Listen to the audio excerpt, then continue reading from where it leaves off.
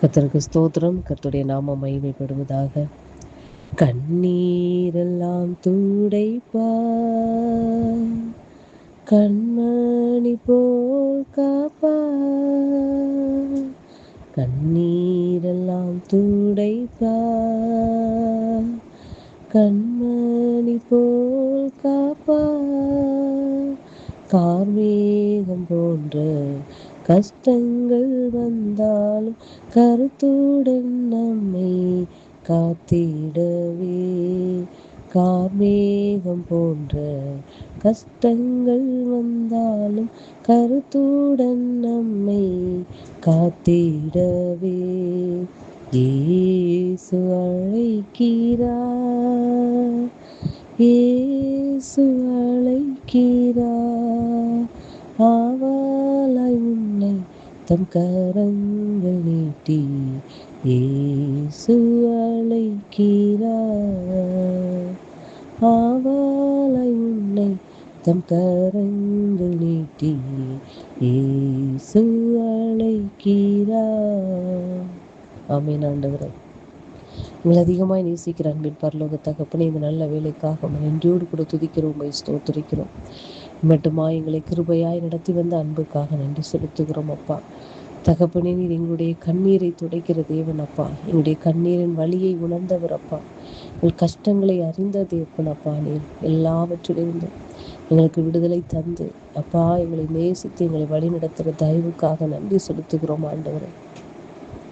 அப்பா, எங்கள் கண்ணீருடைய அப்பா எதனால எங்களுடைய கண்ணீர் வருகிறது என்பதை நீர் அறிவீர் ஆண்டவரே. உங்களுடைய கண்ணீரின் ஆழத்தை அறிந்தவர் அப்பா.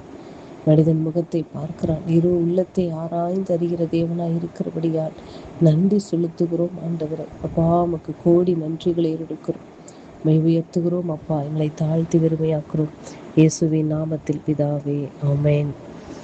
கர்த்தர் என்ற ஆலோசனைக்காக ஏசாயா தீர்க்கதரிசன புஸ்தகம் 25ஆம் அதிகாரம் அதனுடைய 8வது வசனம்.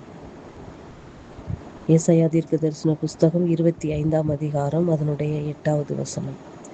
அவர் மரணத்தை ஜெயமாக விழுங்குவார்.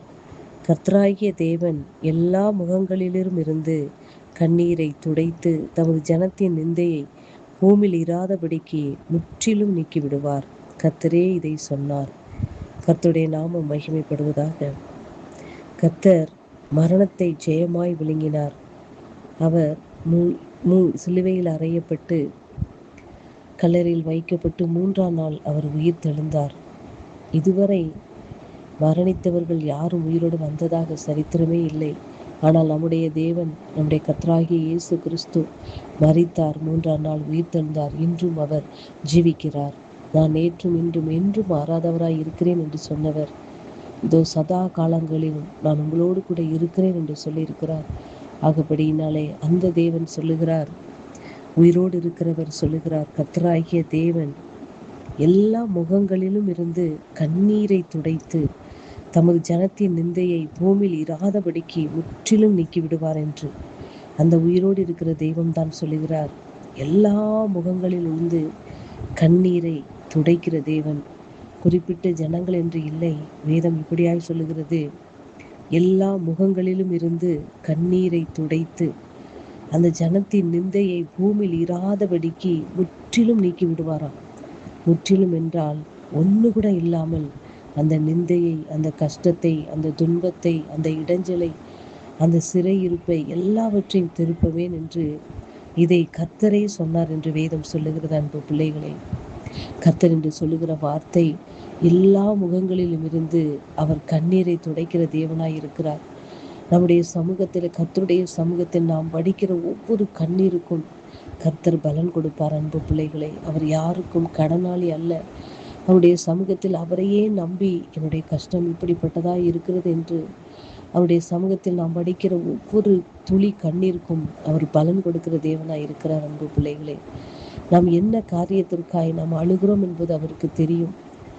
இப்போ நாம் சந்தோஷத்தினால் அழுகிறோமா, துக்கத்தினால் அழுகிறோமா, எந்த காரியத்தினால் நம்முடைய மனது வேதனை அடைந்து நாம் கண்ணீர் வடிக்கிறோம் என்பது அவருக்கு தெரியும். அன்பு பிள்ளைகளை, முகங்களிலிருந்து வடிகிற கண்ணீரை அவர் என்ன செய்கிறார்? அறிந்து அதை துடைக்கிறார். அன்பு பிள்ளைகளை, இந்த உலகத்தில் நாம் சில காரியங்களுக்காய் அழுது கொண்டிருக்கும் போது நமக்கு ஆறுதல் சொல்ல சில மனிதர்கள் இருந்தாலும் அந்த ஆறுதல் நம்மளை தேற்றவே தேற்றாது. கொஞ்ச நேரத்துக்கு அந்த ஆறுதலாக இருக்கும். அதுக்கப்புறம் மறுபடியும் அந்த வேதனை நம் உள்ளத்தில் இருந்து வெளிப்படும். அன்பு பிள்ளைகளே, இன்று கர்த்தர் சொல்லுகிறார், நம்முடைய கண்களிலிருந்து வரக்கூடிய கண்ணீரை எல்லாவற்றையும் துடைத்து அந்த கண்ணீருக்கு காரணமாய் இருக்கிற நிந்தையை முற்றிலும் நீக்கி விடுவேன் என்று சொல்லுகிறார். அன்பு பிள்ளைகளே, மனிதனால் இது கூடாதுதான், ஆனாலும் தேவனால் கூடும்.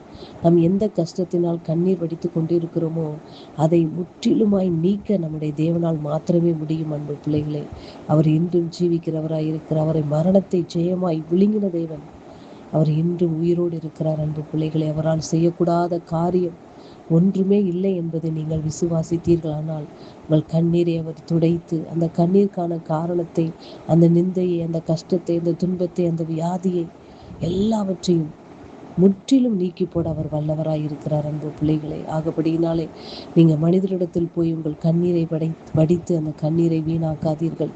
மனிதரிடத்தில் போய் வடிக்கிற கண்ணீருக்கு எந்த அர்த்தமும் இல்லை, எந்த பயனும் இல்லை. அன்பு பிள்ளைகளை, கர்த்தருடைய சமூகத்தில் நீங்கள் போய் என்னுடைய சூழ்நிலை இப்படிப்பட்டதா இருக்கிறது சபா என்று சொல்லி என்னுடைய சமூகத்தில் நீங்கள் வடிக்கிற ஒவ்வொரு துளி கண்ணீருக்கும் கர்த்தர் நிச்சயமாய் பலன் கொடுப்பார். அன்பு பிள்ளைகளை, உங்களுக்கு கண்ணீரை துடைப்பார். அந்த கண்ணீரை துடைத்து விட்டு போகிறவர் மாத்திரமல்ல, அந்த கண்ணீருக்கு என்ன காரணம், அந்த கண்ணீர் எதனால் வருகிறது என்பதை அதை முற்றிலுமாய் நீக்கி போட அவர் வல்லவராய் இருக்கிறார். அன்பு பிள்ளைகளை, நீங்கள் விசுவாசிக்கிறீர்களா? உங்கள் கண்ணீரை துடைக்க ஒருவர் இருக்கிறார், அந்த கண்ணீருக்கான காரணத்தை நீக்கி போட ஒருவர் இருக்கிறார் என்பதை நீங்கள் விசுவாசித்து அறிந்து அவருடைய சமூகத்தில் போய் உங்கள் கண்ணீரை வடியுங்கள். கர்த்தர் உங்கள் முகங்களில் உள்ள எல்லா கண்ணீரை துடைத்து உங்கள் நிந்தனையை நீக்க அவர் வல்லவராய் இருக்கிறார். வார்த்தை நிமித்தமாக கர்த்தர் உங்களை ஆசீர்வதிப்பாராக. ஆமென்.